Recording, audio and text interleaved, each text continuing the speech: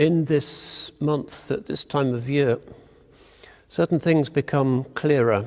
The human heart usually is a muddy, malfunctioning, neglected, withered organism, even though it's, as the hadith says, the key to the well-being of all other parts of us. Inna fil jasadi la mudgha idha saluhat saluha al-jasadu kulluh wa idha fasadat fasada al-jasadu kulluh ala wa hiya al-qalb.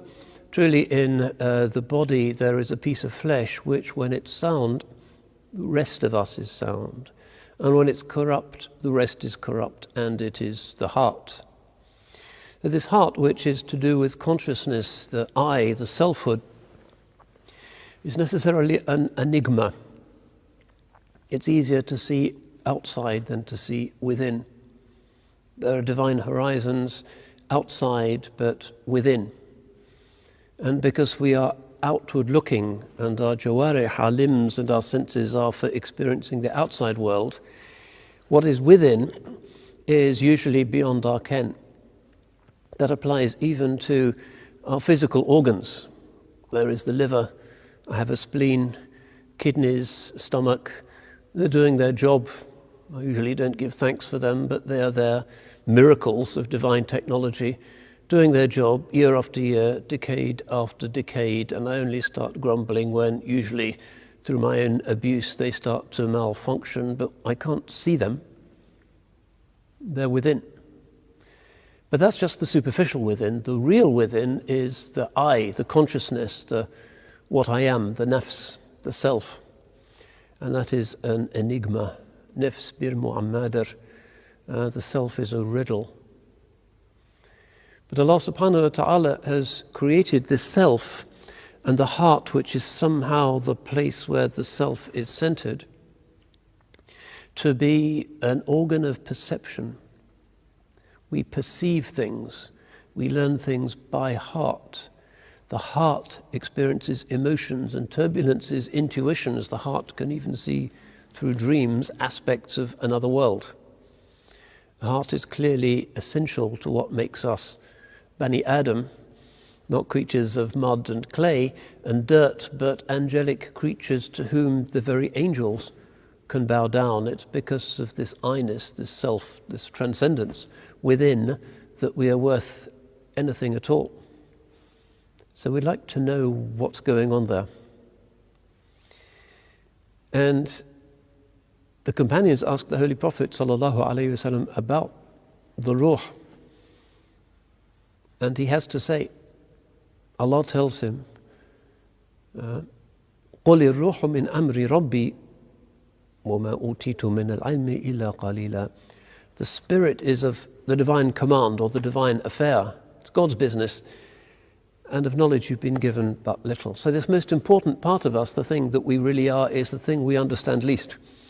And most of our mistakes, if not all of them as human beings, is because we're not really focused and not really spiritually active. Other bits of us, impulses, half-digested memories, the longing for status, those other things pull us this way, and this is a qadar, a mud that pollutes the surface of what should be a pure lake, a mirror that reflects the light of heaven.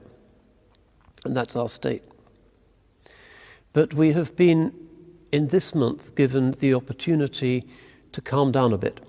This is a retreat. We are self-isolating, even in normal times. There's a little bit of i'tikaf in every Ramadan.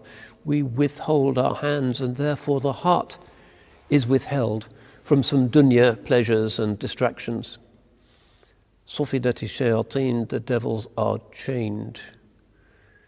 Inna shaytana yajri fi ibni Adama majra ad-dam fadayyiqu majarihi bil-ju'. The Holy Prophet says the shaitan flows in the son of Adam along with the blood, so narrow his arteries with hunger. That tends to break us. Arrogance is less. We have less energy for stupid playing around. We become more serious, slightly broken, therefore more realistic and real human beings. And at this time the heart can start to function. Now Allah subhanahu wa ta'ala has said that He has ennobled the descendants of man. of Adam, karramna bani Adam, and also has said that at the higher degree of what we are, he loves us. This is in the Hadith al-Nawafil. وَلَا يَزَالُ عَبْدٌ يَتَقَرَّبُ إِلَيَّ بِالنَّوَافِلِ حَتَّى أُحِبَّهُ. My slave, it's a sound hadith, hadith Qudsi, draws nearer to me with optional acts until I love him. God can love us for all of the mess that we represent, all of the missed opportunities, all of the inattentive moments, all of the waste, like a machine that's never really used for the right purpose or properly tuned or properly lubricated. It's kind of abused. What a waste. It's like having a Formula One car and using it to pull a plough or something. That's not what we're for. We abuse ourselves. But Allah subhanahu wa ta'ala has said that there is this love. And He has said that the name of the Holy Prophet sallallahu alaihi wasallam is Habibullah. And this is to be a particular quality of the Ummah of Islam. Each Ummah has a particular fragrance, a particular wavelength, a particular modality of being alive in the spirit. And this is indicated in a number of hadiths where the founders of those ummahs are named.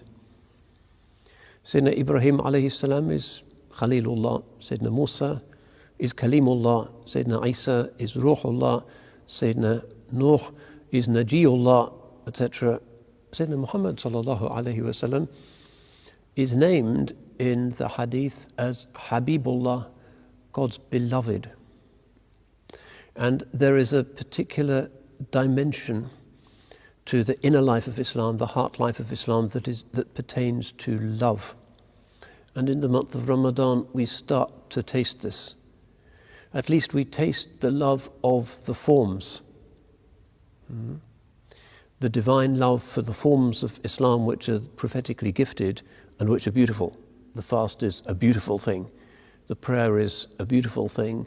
The zakat, the hajj, majestic and also beautiful. Allah loves those actions. And we learn to love them as well. And the Holy Prophet says, sallallahu alayhi wasallam, وَجُعِلَتْ قُرَّةُ عَيْنِي فِي الصَّلَاةِ. The delight of my eyes has been set in prayer.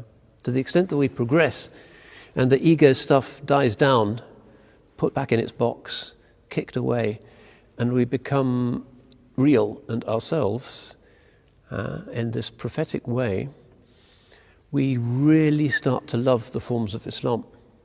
And we love the prayer. جُعِلَتْ قُرَّةُ عَيْنِي في الصلاة. That's a measure of our iman. He used to say, sallallahu alayhi wasallam, arihna ya Bilal, give us rest with it, O Bilal, inviting him to give the adhan. It is the prayer that allows us to relax, to detox, to be at ease, to be in a state of equilibrium, the inward reality of what the outward form of the prayer enacts. So this quality of mahabba, of love, is fundamental to our religion. And it is evinced by the Holy Qur'an's insistence again and again that we look at the wonders of the earth around us. This tafakkur. Inna fi khalqi samawati wal ard wa ikhtilafi al-layli wan nahar la ayatin li ulil albab. The way the heavens and the earth are created, the succession of night and day, signs for people of understanding, of lub, insight, heart. And this seeing them as signs means love. You see the divine creator and his genius, his workmanship in everything. You can't help but love it. Who doesn't love beauty? Love is the recognition of beauty and perfection. So we are to love creation. We are to love the ikhtilafu alsinatikum wa alwanikum, the diversity of your tongues and of your colors. The ikhtilaf, the diversity of creation, is beloved. So we are to be lovers of God's world and lovers of others in whom are not just the outward afaq, sanurihim ayatina fil afaqi wa fi anfusihim. حتى يتبين لهم أنه الحق. We shall show them our signs on the horizons and in themselves until it becomes clear to them that it is the truth. Within themselves, in our inner afaq, seeing the miraculous, unique, irreplaceable lovability of others, to see others with the ayn al-mahabba, that's the miracle, and that is the gift of Iman. Not just seeing other people as fellow citizens with rights and responsibilities in a kind of dull, cold, liberal social contract, but loving them as shawahid, witnesses to the divine creative power, revering them not because they are meat computers that will come to an end and will malfunction sooner or later, but because they contain the ruh, the qalb, because it is to them and their ancestor that the angels bowed. So this is the religion preeminently of mahabba, and the Quran is endlessly inviting us to remember God, but also to think about the beauty in the world. And in the month of Ramadan, as we look out of the window and we see the clouds go by, and as we hear the bird song and we see the beauty of everything, we remember that he is indeed Habibullah sallallahu alayhi wasallam, whose sharia has been brought in this form, which is a form of love. وَالَّذِينَ آمَنُوا أَشَدُّ حُبًّا لِلَّهِ. The Quran says those who have Iman have more, greater, stronger, more magnificent love for Allah.